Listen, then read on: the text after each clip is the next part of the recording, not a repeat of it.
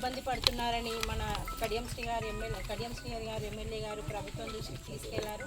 అందుకు వారు వెంటనే స్పందించి మనకు ఈ మొక్కల కేంద్రాలను కూడా ఏర్పాటు చేయడం జరిగింది.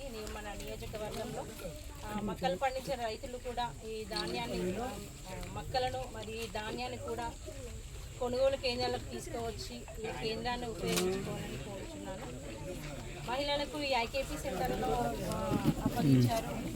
మహిళలను అభివృద్ధిలో మరింత బలోపేతం చేయడానికి మహిళలకి ఐకేపీ సెంటర్ని ఇస్తున్నారు. మహిళలందరూ కూడా ఈ అవకాశాన్ని సద్వినియోగం చేసుకొని సెంటర్ని బాగా నడపాలని కోరుకుంటున్నాను. ఇక్కడికి వచ్చిన రైతులందరికీ కూడా ఇలాంటి ఇబ్బంది కలగకుండా వాటర్ ఫెసిలిటీ కావచ్చు, షెడ్ కావచ్చు అన్ని ఏర్పాట్లు ఉండాలని కోరుతున్నాను.